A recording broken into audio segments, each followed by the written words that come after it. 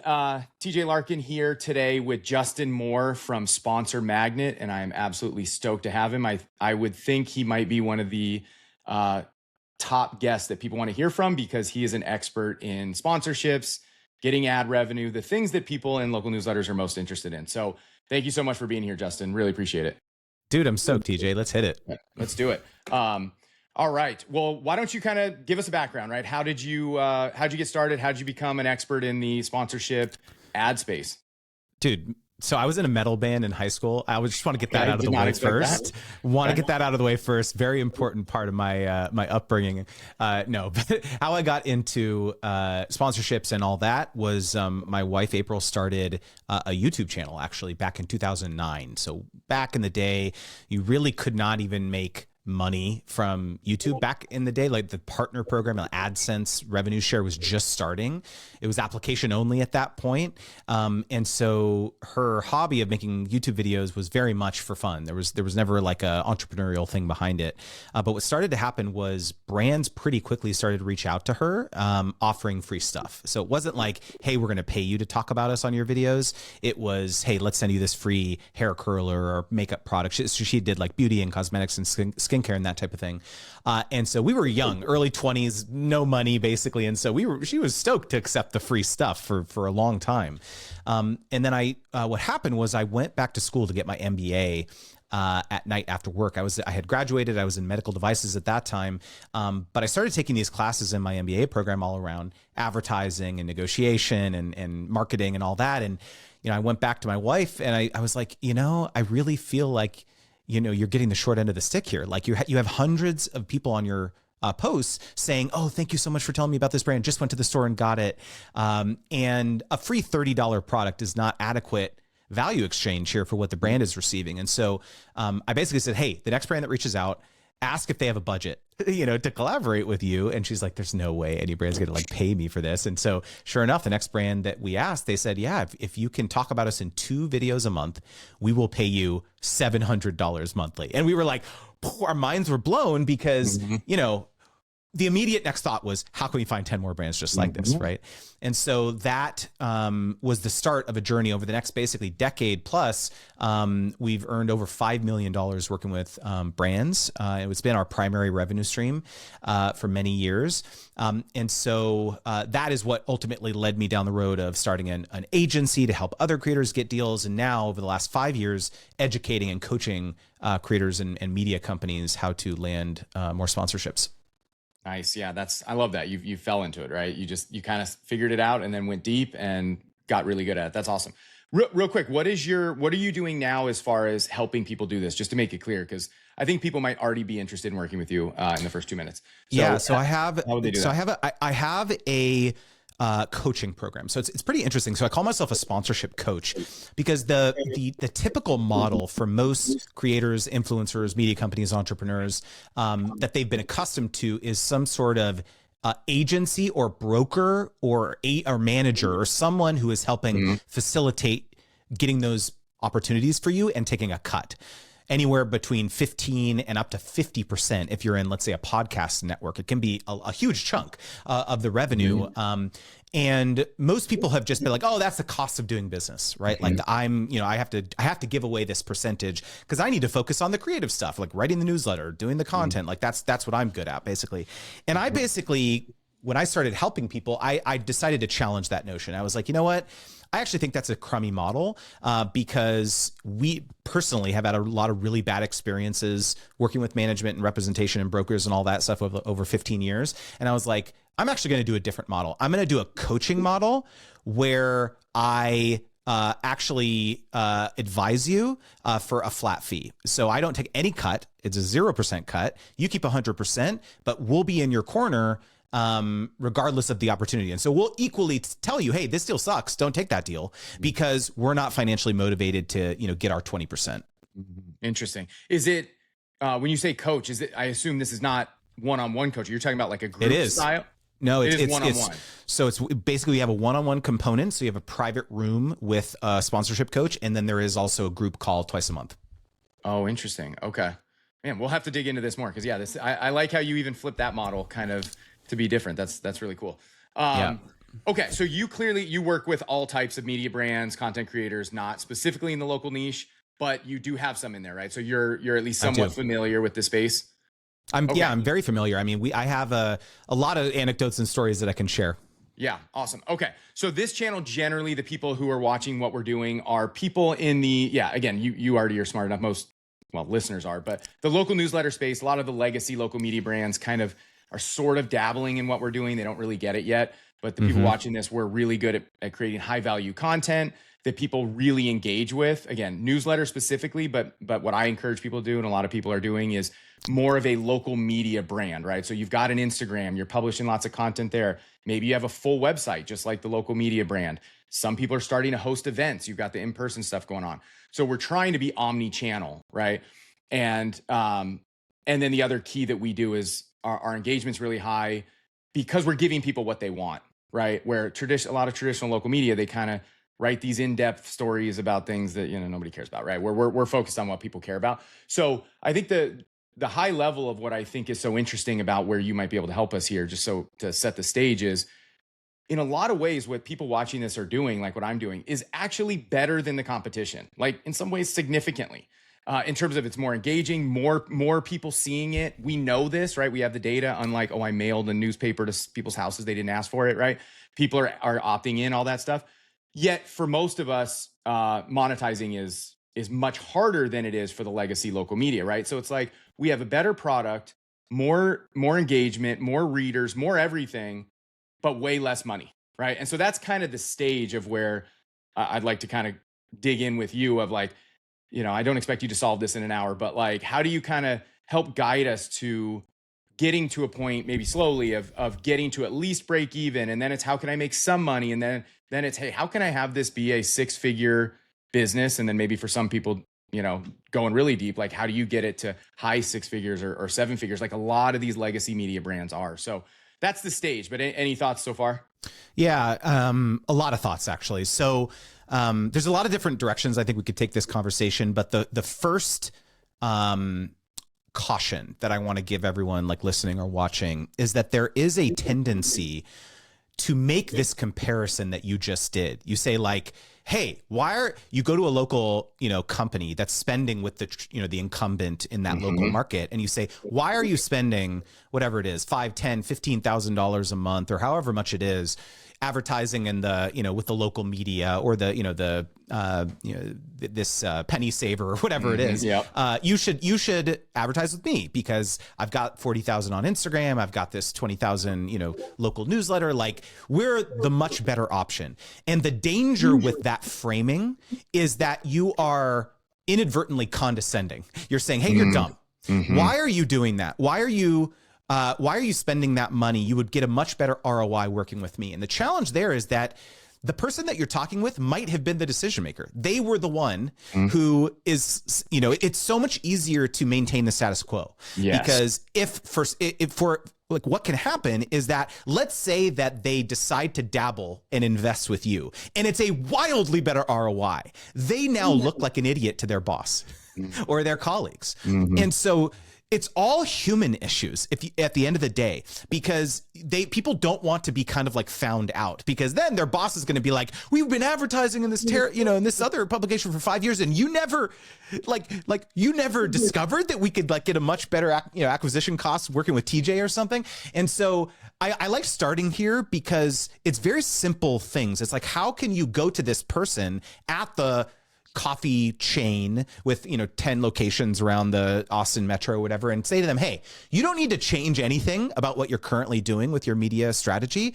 Let's augment your strategy with something additional that will actually dovetail very nicely with that. And so a lot of it is kind of getting into the psychology of how you can help them win.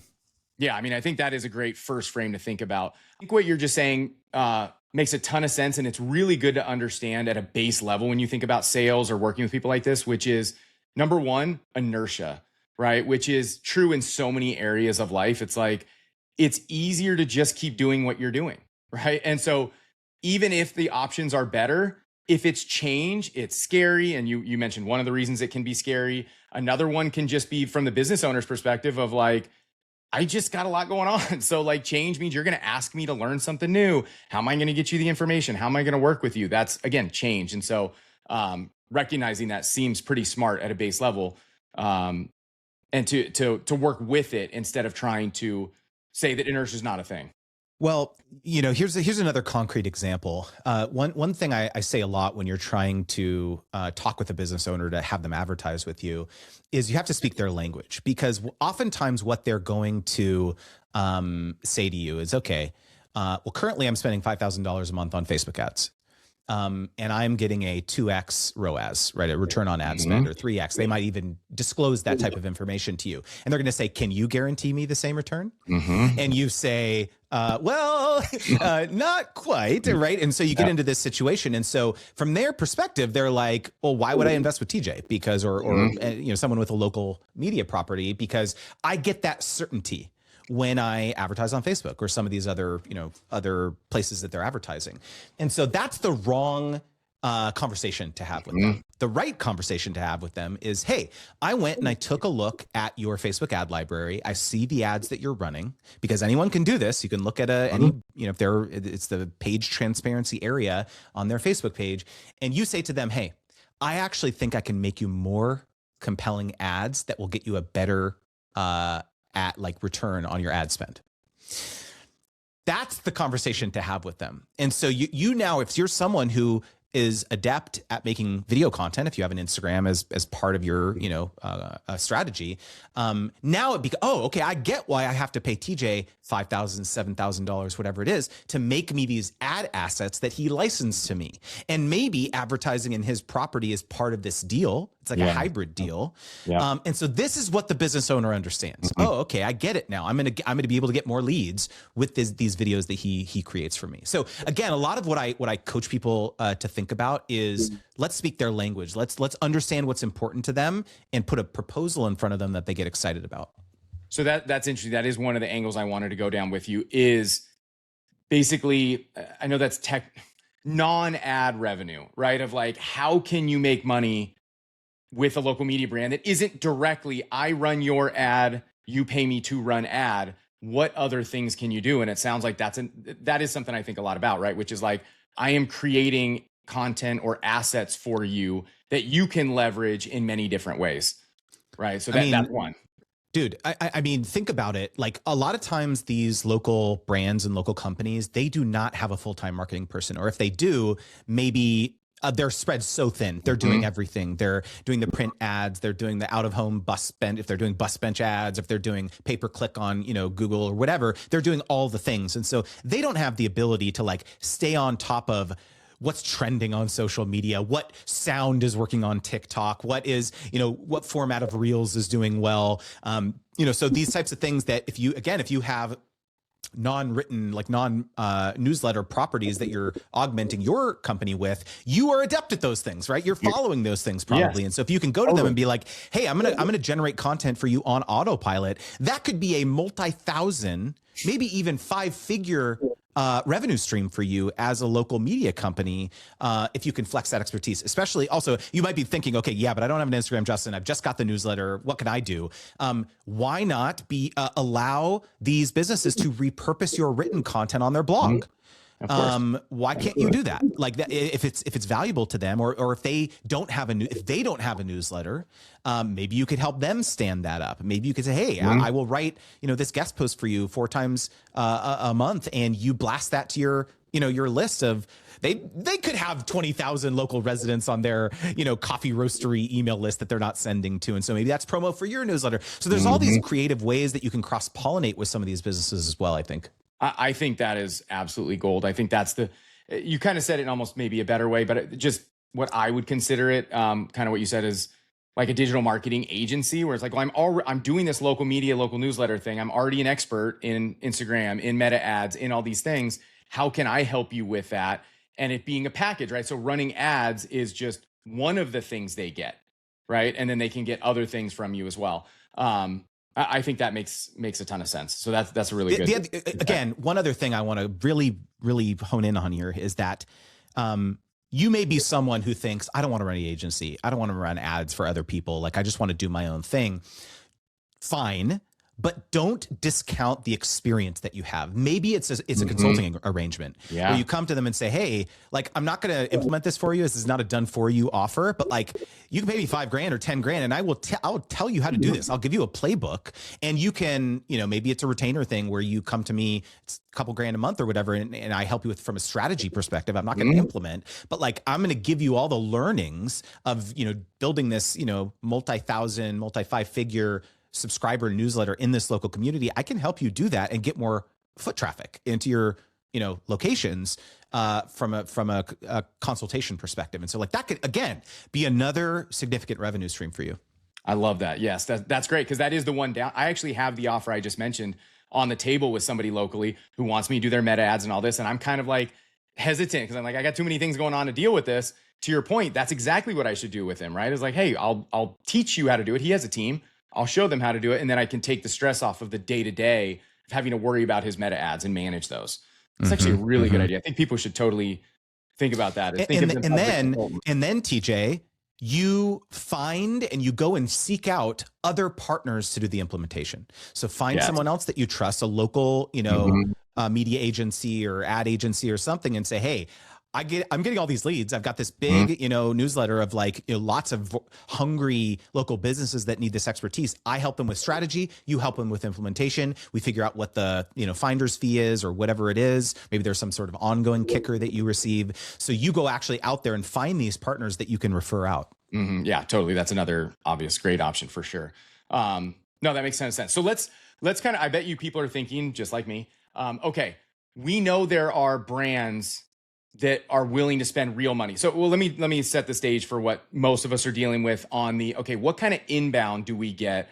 Or, what is the obvious play that most people do in the local newsletter? You can imagine is, hey, I'm going to go to the local bakery. I'm going to talk to the, the lady who owns this animal place. It's just her and her husband and 2 employees. And that can be very difficult, right? They don't have much money. They're watching every penny. It's coming out of their food budget, their personal budget. And it seems like, again, back to either legacy or even some of the players who I do know who have had on my show who are doing really well. They're doing really well because they're getting in front of the bigger players, right? The regional advertisers, the big businesses that have $20,000, $50,000 a month marketing budgets. So first off, do you agree that that's the play, is to try to go after those bigger players? And then if so, the obvious question there is, how do you do it? Let's start with the lowest hanging fruit possible. Can we do that first? Let's do it. Okay. The small business mean. No, just like it's a tactical piece of advice. Okay. Email your list and ask if there's anyone on your list that wants to sponsor your newsletter. Okay. Because you have lots of people probably in your local community who work in the local community, who might be decision makers at a company in your local community. So they previously may not have even known that that was an option to say, hey, you have a little, whether it's a dedicated blast or it's an inclusion in at the top of every newsletter, or at some point where you're saying, hey, would you like to get in front of 20,000 engaged local Austin residents, or whatever it is, wherever you're based. And that is a constant thing that's in front of your readers' eyes, that they know that that's a possibility. So don't underestimate the ability to get leads from the people that you're already reaching. That's just like, let's just get that out of the way, because that you absolutely should be doing that on an ongoing basis. And by the way, this can't just be a one-off thing. You have to do this regularly, once a month, once a quarter, whatever it is. Like that's a very, very important thing. Okay, so now onto the question of like, should you go after the mom and pop shops? Should you go after some of the larger advertisers that have more budget? So let me share real quickly a story. So have you ever seen the movie Moneyball? A long time ago. So for those of you who aren't familiar with this, so it's a movie with Jonah Hill and Brad Pitt, and it was all it cataloged a true story where these two kind of unlikely heroes came together to form a baseball team, the Oakland A's, comprised of non-superstar players, right? They were not the MVPs, not the people, hitting all the home runs. It was people who had found a statistic that they thought contributed to winning, which was on base percentage, or OBP. And so they went out and they recruited players that had a high OBP. And so what they ended up doing was winning tons of games based on this stat. And so all these people they were just getting on base, singles, doubles, triples. And so my the analogy here, the reason I bring this up is that the way in which my wife and I have made $5 million over the last, 10, 15 years doing this is not hitting home runs all day long.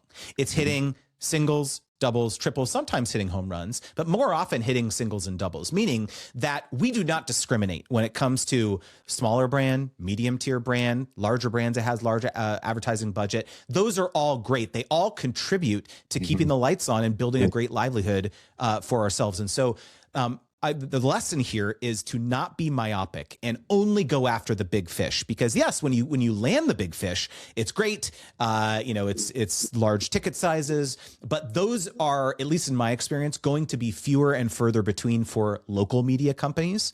Maybe if you have a global reach, it's going to be easier to only work with the large businesses, but that's not going to be the reality for most people listening to this or watching this, I would imagine. It's going to be a combination of all these things. And so I think you have to be realistic when it comes to who's going to be your most likely advertisers. It's going to be a mix. For sure. Yeah, that makes sense. One of the things I've heard some of the people who are doing this successfully, because I'm very transparent with people that I'm not, is that what they're generally doing is trying to target the bigger players. And by bigger, we're still talking local. We're not talking Nikes, right? We're talking like the 30-person team, the trash company in town, right? That's much bigger than a bakery, but it's not a megacorp, right? That they're like, if you're going to put your effort in, they're targeting proactively those kind of probably more medium-sized companies, and then thinking of the smaller brands as leveraging those in the way you mentioned before, right? When you do a blast and those people come inbound, that of course you should work with them, right? They're coming inbound. As opposed to, I think where people can struggle is targeting the small brands where you're like putting proactive effort chasing them down, and they stall, it takes a lot of time to get them to do a $200 a month deal, where if you took all of that time you'd spend tracking them down into going after the medium size or larger brands, you'd make more money, right? So that's what I've heard. Again, I haven't done it myself yet, but of like go after the medium to larger ones while also trying to get the little ones, but more in a reactive way instead of proactive. What do you think? I think overall that's the right approach. I think it depends on the market size.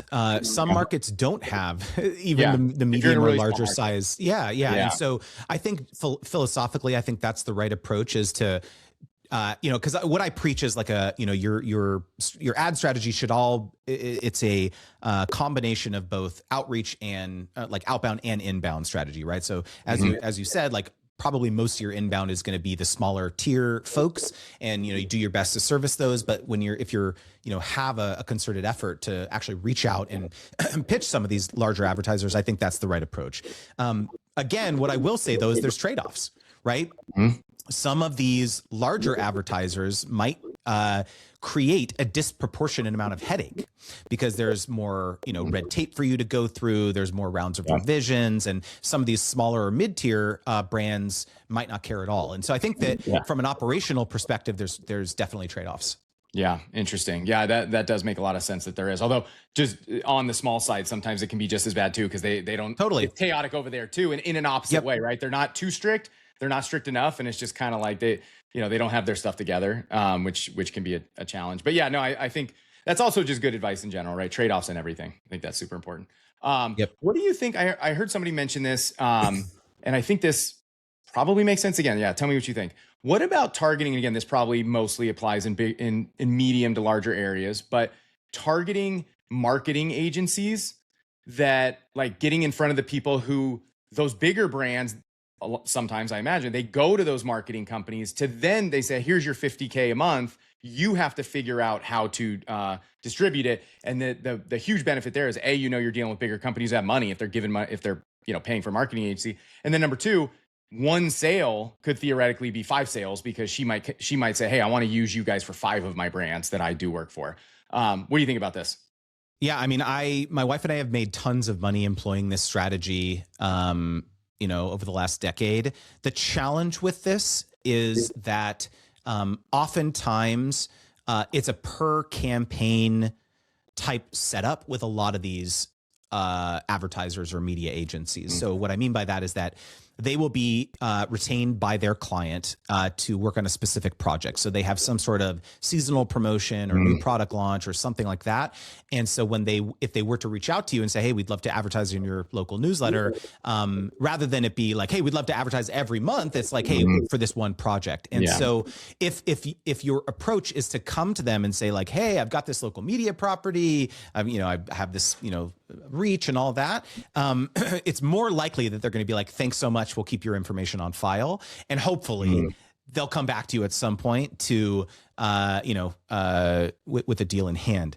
What I have actually found to be a more successful version of this idea, TJ, is to proactively offer some sort of lunch and learn.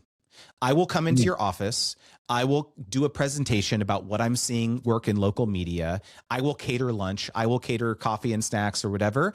I'm going to be in your town, whatever, and on this date or these couple dates, are you free for that time? And, they might pull 10 of the account reps at this agency in for that meeting. We've done this at countless ad agencies or media agencies over the years, and it's $400 or $500 expense to cater lunch or whatever, but it's led to 6 figures of business over the years. And so I prefer this approach over, hey, let me just email these people and be like, hey, here's who I am, like if you want to work with me. So if you're really going to go down this road, do it right. Yeah, no, that's actually really good. That's really good advice.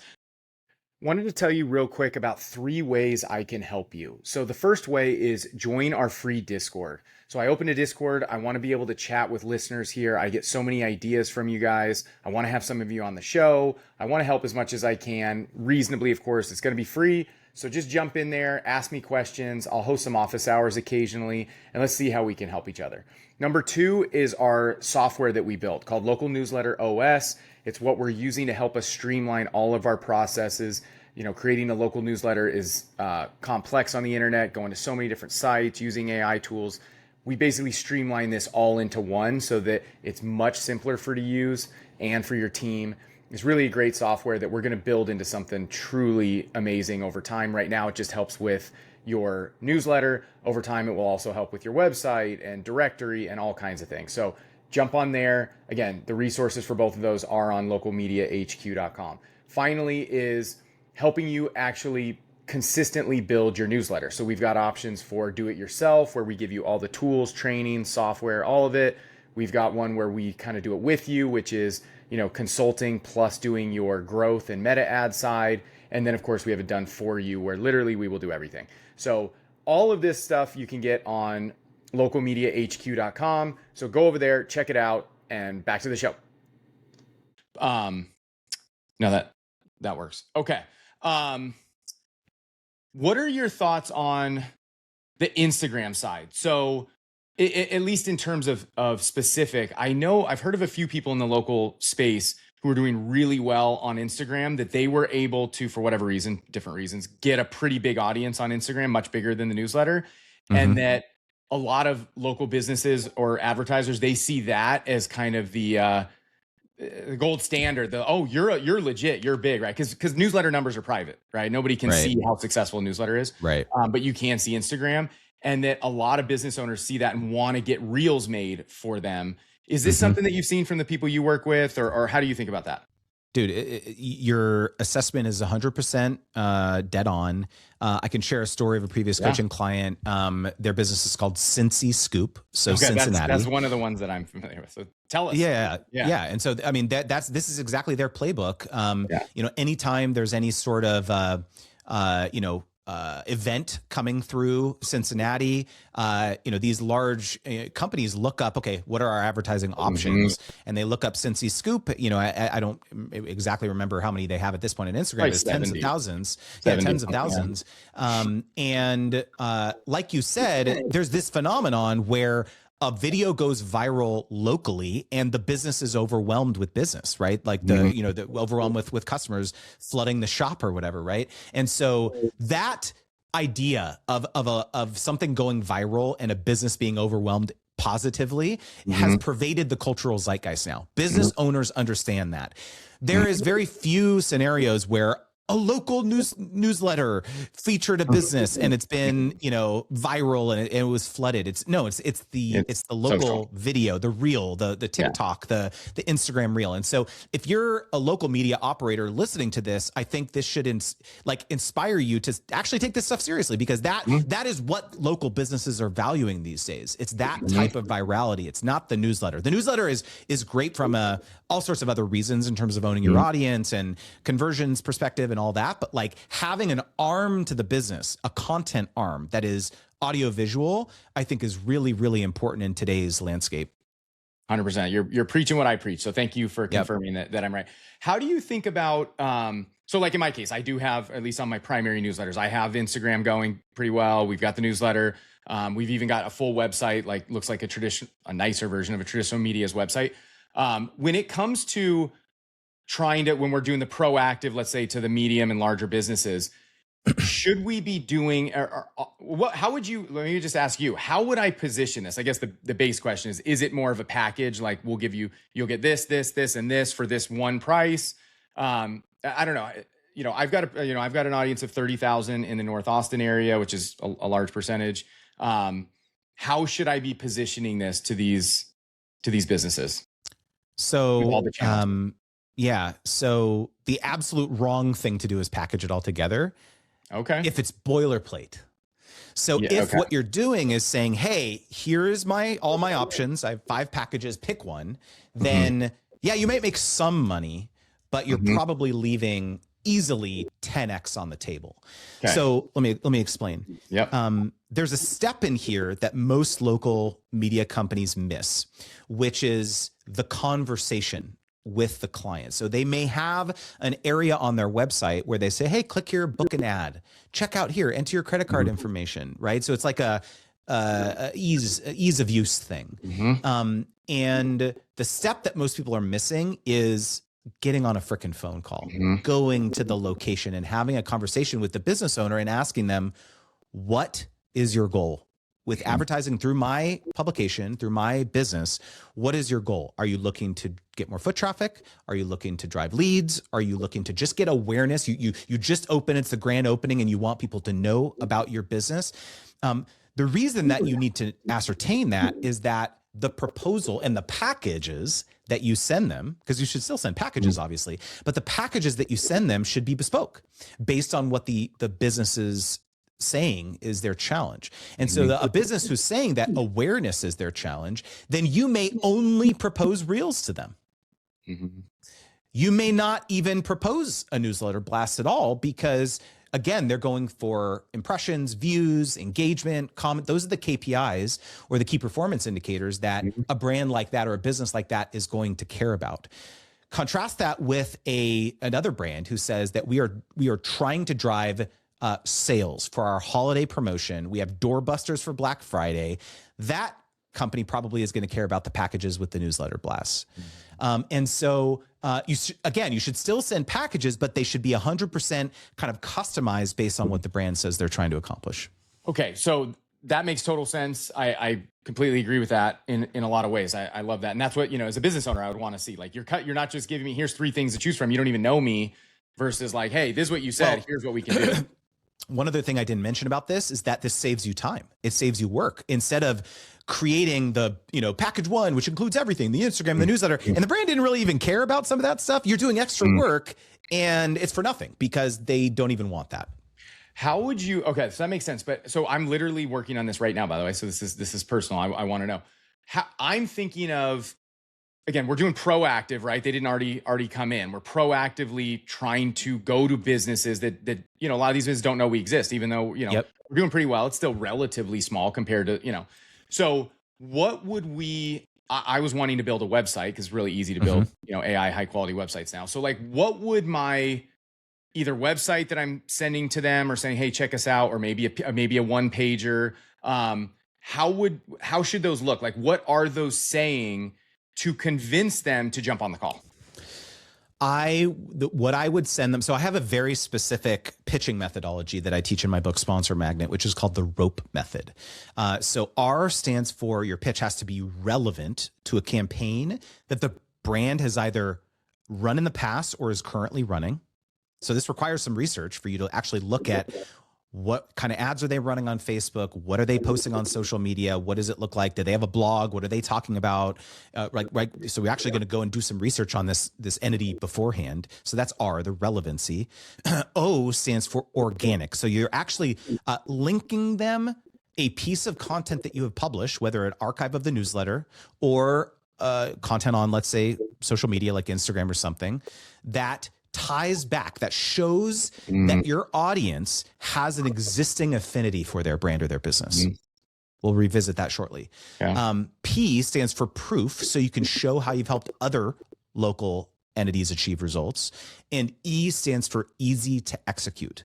When the brand says, hey, this is actually kind of interesting. What did you have in mind? And so actually, why don't we do a real life? Should we do a real life teaching example here? Is there a local brand or business that you're wanting to like target, for your company? And we'll actually talk it through.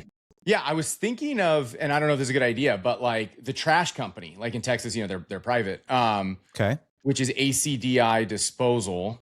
ACDI I wanted Disposal. to reach out to.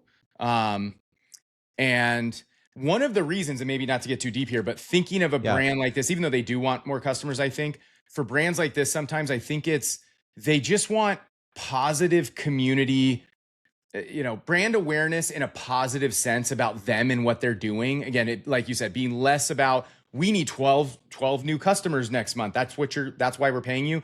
And more like, can you help us get the word out about all this cool stuff that we're doing for the community and make us the trash company that people have a positive view of. Again, I haven't spoken to them yet. That's my guess. Yeah. So can I share my screen here? Yep. Okay. So I did a couple things while you were kind of talking about this. Yep. And this is a great exercise to kind of understand, is this even a good, person to try to pitch, right? And so the first thing I did, this is them, right? ACDI Disposal, is that them? Yes, that's it. Okay. All right. So I quickly went to their website. I smashed to the bottom. I don't see any social media links, so I'm not sure if they're on social media or not. They do have a Facebook page that I went to 10,000 residents, but they're really not posting much. It's more like service announcements, these types of things. What I was mentioning earlier is you can go to their About tab to page transparency. This page is not currently running ads, so I click through to that. And I go down to the ad library, no active ads. I X'd out of the active ads thing here, and I don't even see them having run ads ever. So maybe they did it in the past years ago, but they're not currently running ads. And so in my mind, whether I would pitch them or whether I would want to pitch the municipalities that are contracting them, that's a question, because they may come to you and you try to pitch them and they're like, honestly, unless you have sway with the local governments and these municipalities, why would we invest with you? I mean, possibly. So yeah, I don't know. That's the question. And so the first litmus test here is is this even a good idea? Would a brand even spend money with me like this? And so, one pitch that I would make is I would go and watch some of these reels that they have posted on their platform.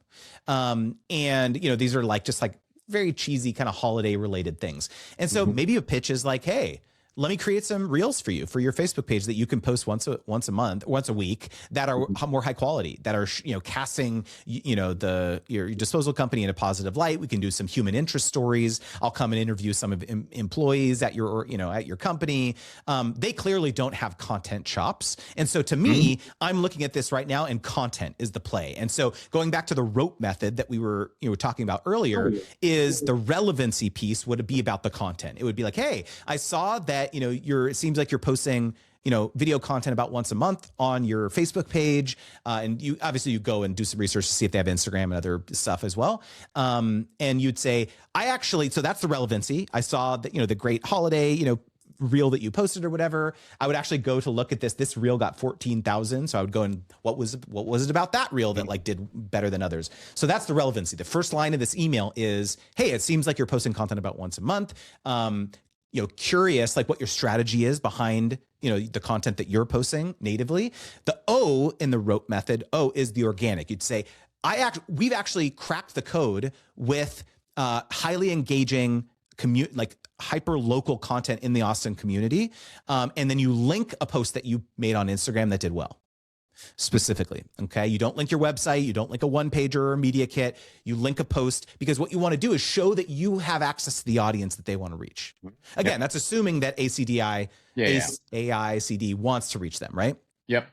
And then the proof is like, and then, so again, relevancy, first sentence, organic, you link a piece of content, and then you are very specific about what you're proposing to do for them. You say, hey, I can generate you 4 reels a month.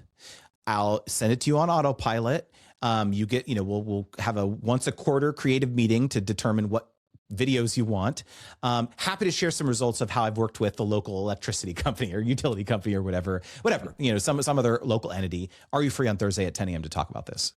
So that's the pitch. It's a very specific formula. And again, I've coached hundreds and hundreds of creators in this methodology, because what do most people do? It's, hi, my name is TJ. I've got this local publication with 30,000 local residents. I would love to collaborate with you. Are you free to hop on a call? And the people think, I don't know who TJ is. I don't have time to hop on a call. He's probably going to waste my time. No. And so they ghost you. And so what I really encourage you to do is pitch them something very specific that is relevant to something that they've done before, shows you have your audience, you have access to the audience they want to reach, and it's easy to execute. So it's like, I'm actually bullet points. Here's what I'm going to do for you. So it becomes this idea where it's something that they can react to. I think that makes so much sense. And I think, and maybe you can confirm this too, but my understanding is that there are so many media companies that don't know what we know. They're not actually any good, but they technically exist, who are constantly pitching these people, right? And so I think to your point is, well, I got pitched the same generic, hey, I have local media, I have an audience. It's like, okay, they've been pitched that, 20 times this month.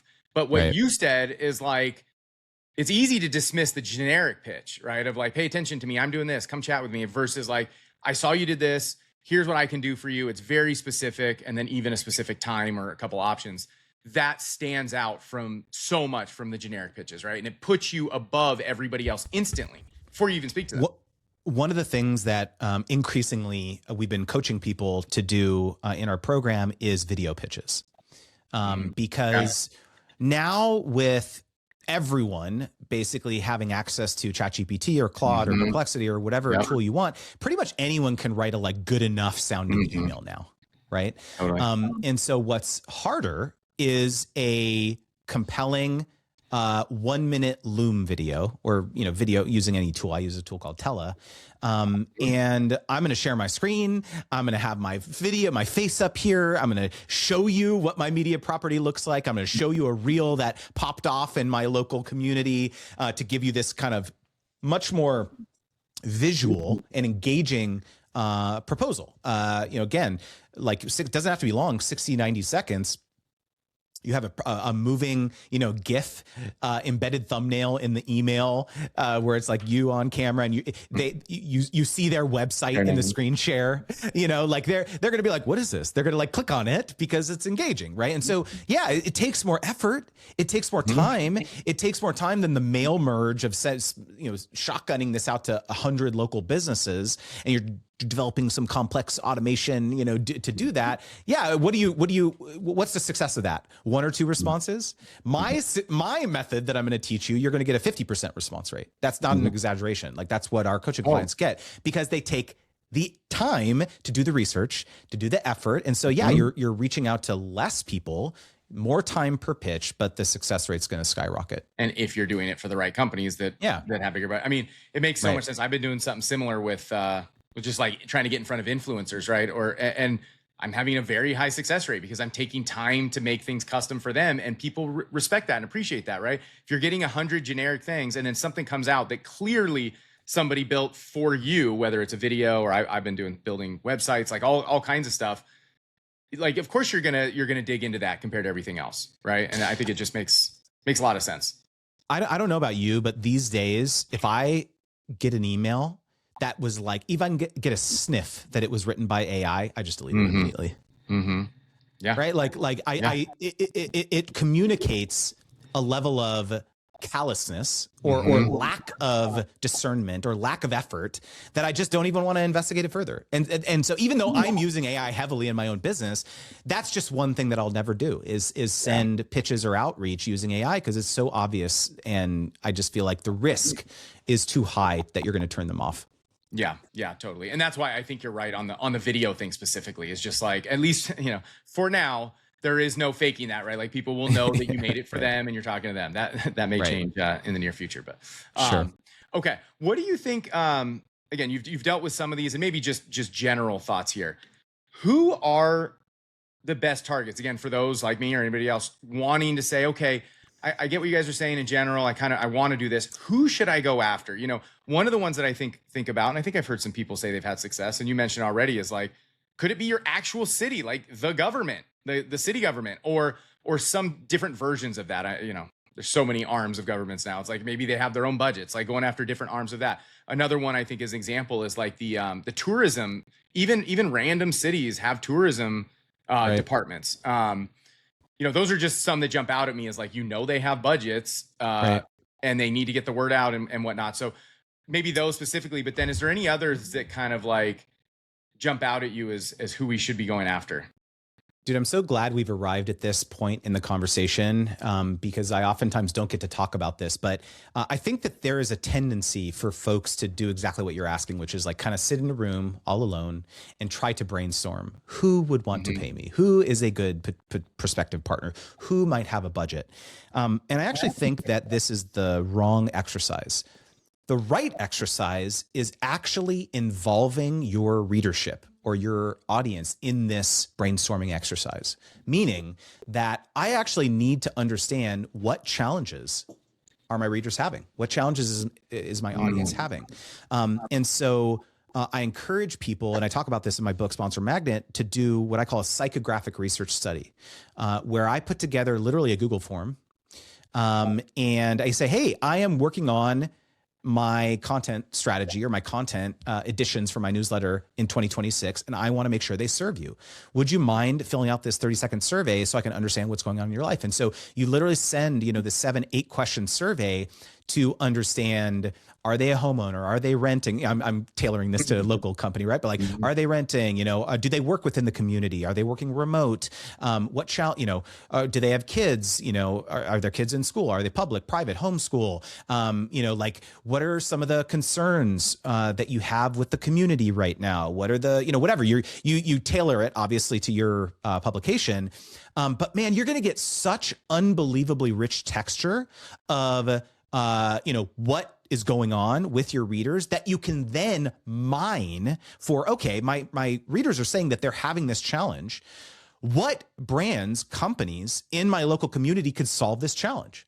So if there is, if I get a overwhelming segment of the cohort that responded to this survey saying that they are having whatever challenges with their commute, and it's taking forever, there's traffic and all that, I would then go to the city government and pitch to promo the ride sharing or the carpooling program that they have. And you point to the survey data and you said that 70% of people have they're saying their commute is taking longer and longer. Great. Let's promote the ride sharing capabilities or the van pool or whatever. Right. And so now it's such a brilliant partnership, because when you come out with that, you said, hey guys, I surveyed you last month and you said this was a big challenge for you. Did you know that our city has this program? That's just like one small example. And now it doesn't feel disjointed. It doesn't feel random. Sponsorships now feel like it's of service to my audience, to my readers. And so I really encourage anyone to do this exercise, to survey people, whether it's hit reply to this email. It doesn't even need to be a Google form. Hit reply to this email. Tell me what's going on, or an Instagram story, poll or whatever properties you have. Start getting some information back that you can use to brainstorm who you could pitch.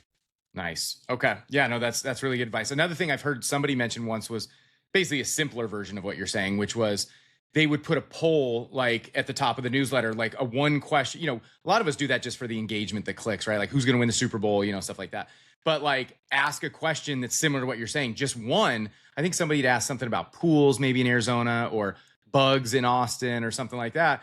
And then it's like, hey, look at how many people just this week, we had 100 people said blank about bugs or whatever. And you go to a pest control company or somebody in that realm, like my people are telling me this, right? And then as far as the survey stuff, especially on the general, I'm already doing this. I wasn't doing it at first, but we do the main survey with the big picture data at the beginning when they subscribe, which is when people are most likely to fill it out. So we do have a lot of the general data about them already, which again, I think maybe let's talk about that. How would you use?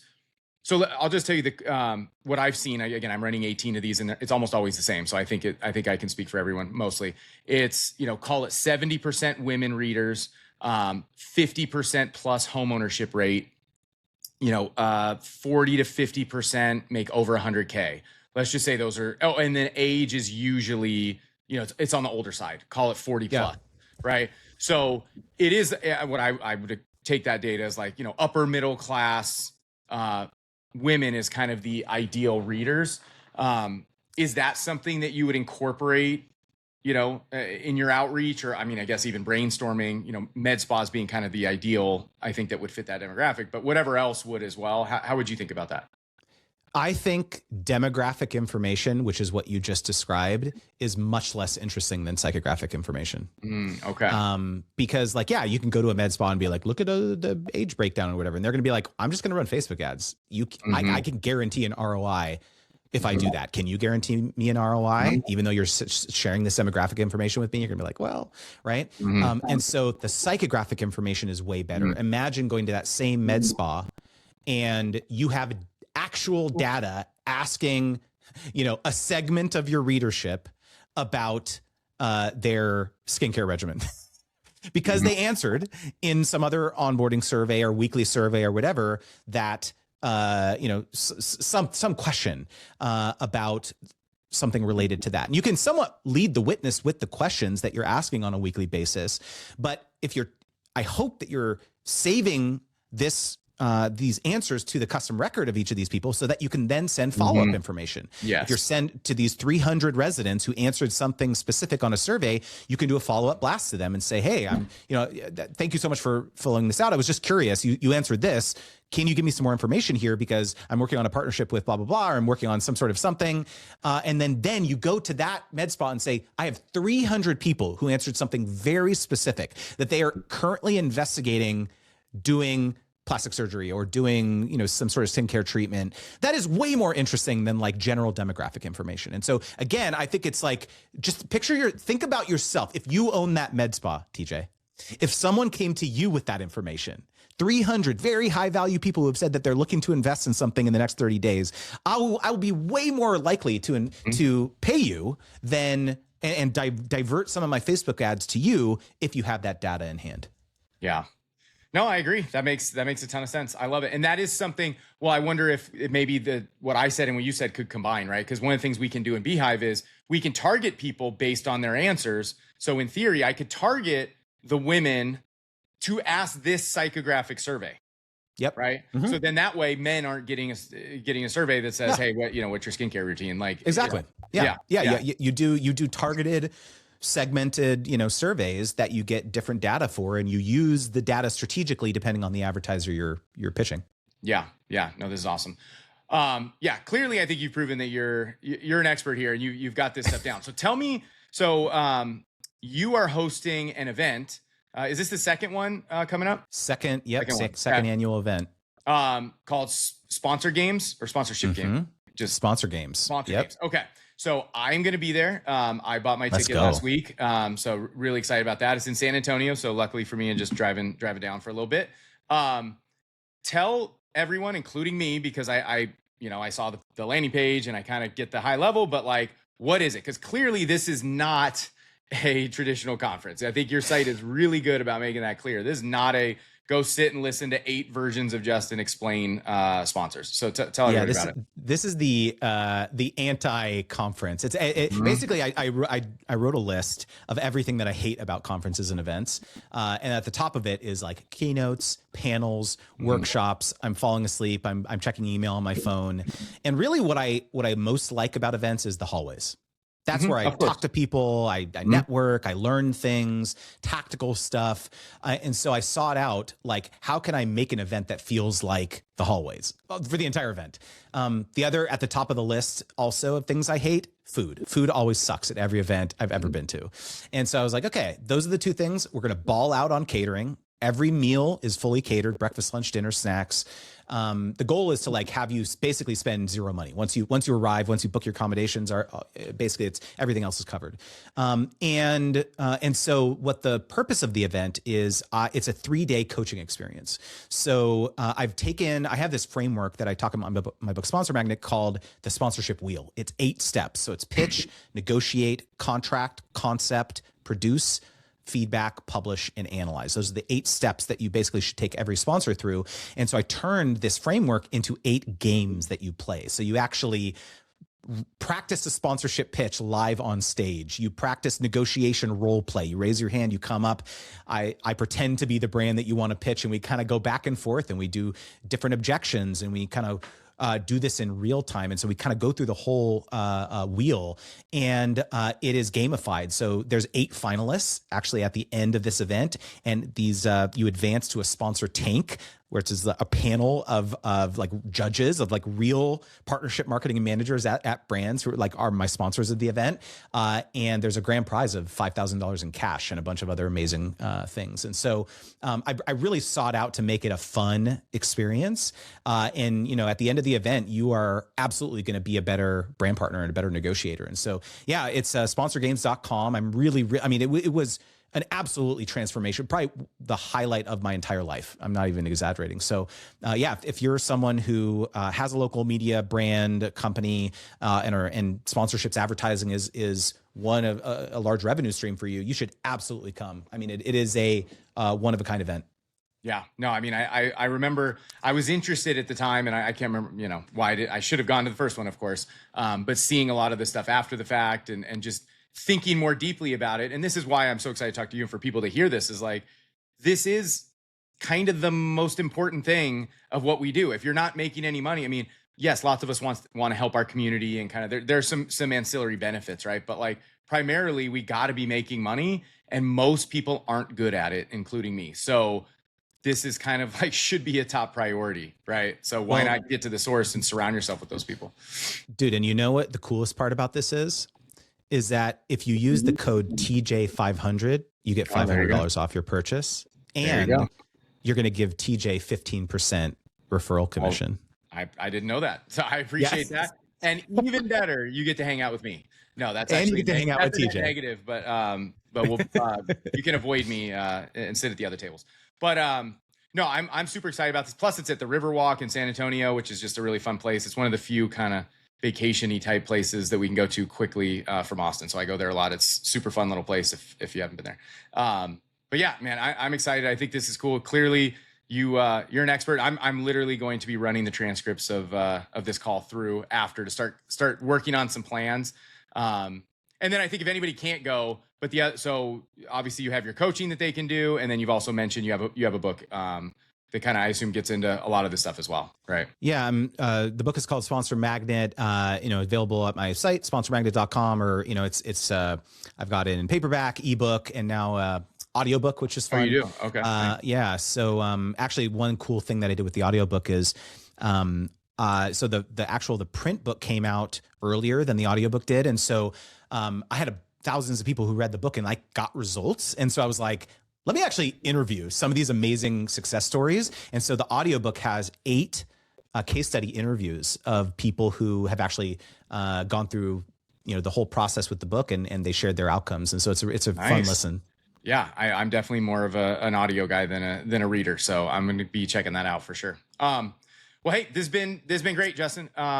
Thanks so much for coming on. And I'll see you in 2 months, and hopefully some listeners will. And actually, do you have a podcast or?